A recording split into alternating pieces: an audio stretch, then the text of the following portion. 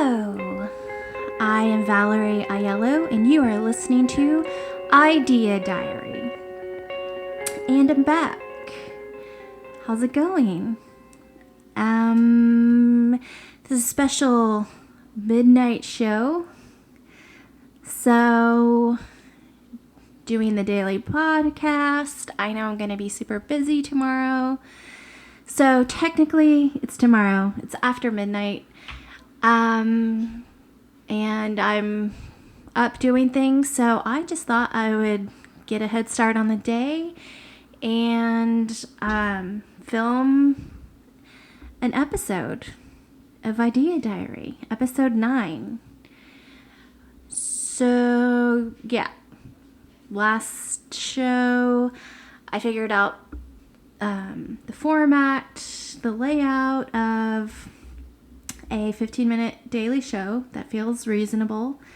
So I'm picking 3 things to talk about, and hopefully I can talk about each one about 5 minutes, fill in with some chit-chat here and there, and hopefully there'll be something valuable. So, one of the things that, every day I'm trying to build a show, understand what I'm trying to do, how to make it valuable. I do feel, so I don't want to be a coach. I don't want to be a business coach or a brand design teacher or any kind of teacher. I think I've figured out, this show, Idea Diary, is kind of a business lifestyle show. And what I kind of want to get across is that your ideas create your lifestyle. So that whole metaphysical thing where people talk about thoughts create things. I kind of feel like I hate using the word woo-woo because I feel like it's passive or patronizing, something, I don't know. I just hate the word. So I'm trying to find a different word for that. As I'm talking every day to a camera, that's one thing I'm learning is that I'm becoming more aware of constantly repeating things, constantly using words that I should just find a different definition because it's not the real definition, but we've kind of changed, definitions of things. So the Urban Dictionary, when a new word becomes something, they'll put it in the Urban Dictionary and it's funny. But the word MacGyver, I have to find a replacement for that word. And the word woo-woo, definitely need a replacement for that because I don't like it. So anyway, Idea Diary is a business lifestyle show. And just supposed to inspire. For me, I'm working on peaceful excitement. I'm pretty relaxed, pretty peaceful, and I do want, I have low stress. I am missing the excitement that I would like to have, but I also I want peaceful excitement. I don't want a whirlwind of constantly having to do stuff just to be doing stuff. And then a year goes by and you realize none of that's important. I kind of want just well thought out excitement. And if I'm going to stop working or stop doing whatever it is that I want to be doing, I'm kind of a type of person that likes to work all day long or nap. But if I'm not napping, I'm working. So that's fun for me, So, yeah. So I'm figuring this out. But I feel like it's a business lifestyle show. And so I'm working on a sort of like a tagline. So your ideas create your lifestyle. And your mind creates your, for some reason I can't read my handwriting. Oh, your mind creates your living. Or you could say, your mind generates your income. Yeah, so I'm working on that. So, there's a guy named Garret Gunderson. I really like his ideas about money. I feel about money in a little bit different way, I think, than normal people do. A lot of the things that I do is a little different than normal people do. But Garret Gunderson is somebody that I like what he's saying. I like where he's going.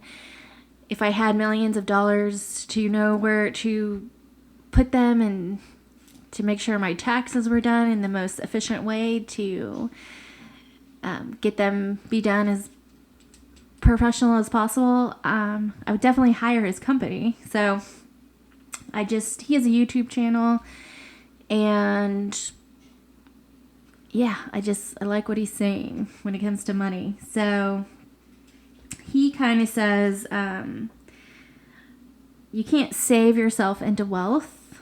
You have to produce stuff to create wealth. So I know there's always those stories when, the school janitor making whatever a salary is, when he retired a millionaire because he didn't spend a single dime on anything, I know, yes, you can save your money, and that's what the book, The Latte Factor, is about. It's about exponential, when you put just little bits in the stock market or in a Roth IRA or whatever it is you want to invest your money in, it exponentially grows. So if you start early in your 20s, you're going to retire wealthy, and hopefully you don't spend your money. But which I've crunched the numbers. I figured it out. I definitely can see the value in it. However, I also see the value in investing in rentals and properties and renting them out, and how that creates generational wealth. And if you buy a house for $100,000 and you get $2,000 a month or $1,000 a month, that's a much better return than investing it and getting at the most 12% a year. So I see the value in both things. I also see, for me, I'm a little bit more of a risk taker, so I like the idea of investing in businesses. And time is money, so when I come up with a new business idea and I'm working for free, I do see the value in that, where I can use my brain and my energy to build a business, and then hopefully it's not all for nothing. I've invested in a business here or there. I've lost money. I'm still waiting around for some of the money, but it's all learning. I feel like if I want to do bigger things, I've got to do more than just have a 401k. But that is not business advice, because I am probably the last person that anyone should talk to you about that, because my advice would probably not be good advice. Yeah, because I'm a risk taker. But that's just how I am. I'd rather go big. So, one of the things, just going to mention, I bought generic Post-its at the grocery store. Not ever doing that again. I saw at Home Depot when I was buying something in the paint section, they had heavy duty Post-its. So commercial grade Post-its. And I remember I saw them on the shelf, and I just kind of took a mental note that next time I'm going to buy Post-its, I'm going to Home Depot and getting industrial strength. So cheap Post-its are the worst. Don't do it. Yeah, so I wanted to talk about the show, the kind of, I'm trying to build the show description, trying to get the feeling. So, business lifestyle show. Does that resonate with anybody? Let me know. Does that sound like nothing? Like I've just invented some words and put them together and hope people don't realize what I've done? Maybe. But I don't know. I feel like there's something, whatever it is that I'm doing, I'm just trying to inspire people to do whatever they want, and they can. It is absolutely possible to do what you want every day. Yeah. I wanted to mention about Garret Gunderson and liking his YouTube channel and what he talks about in his company and what, I just go check it out. It's a little bit different. You might like what he's talking about.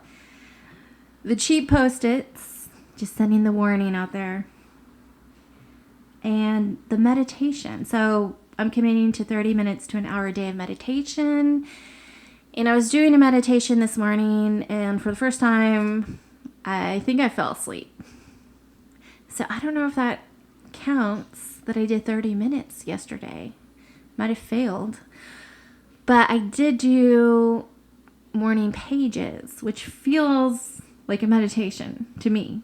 So, and I feel like I didn't time it, but it definitely felt like a solid 20-minute exercise. So I think I possibly got 30 minutes in. It could be not. So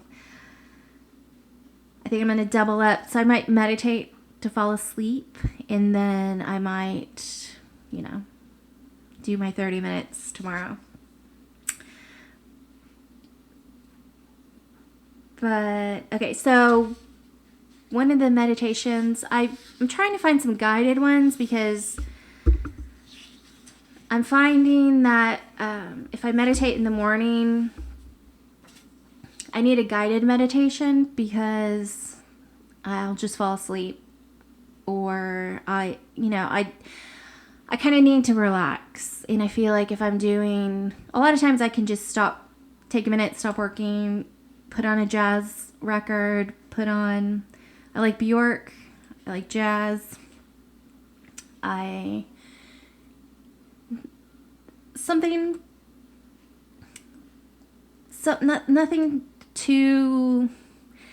with too much memories attached to it, just kind of peaceful. I like rock or jazz to meditate to, because if it's too peaceful and too new agey, I get kind of annoyed. So I have my records that I like, but I'm trying to find some good YouTube guided meditations that something that I resonate with. So definitely Marisa Peer. I really like her.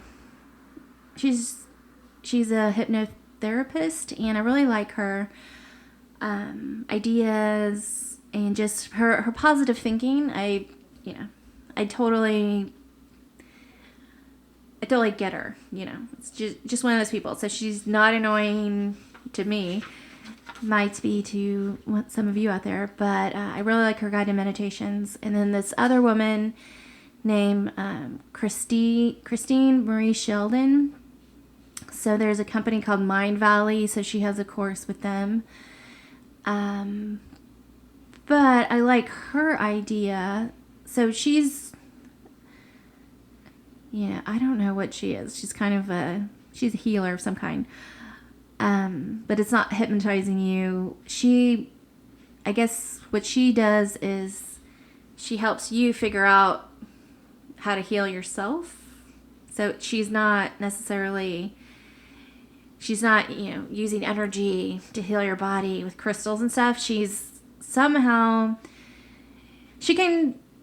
It's not psychic. Somehow she can see maybe what's going on in your past of some kind, and she helps remind you of problems you might have had, and then you're supposed to kind of work it out on your own and kind of let it go.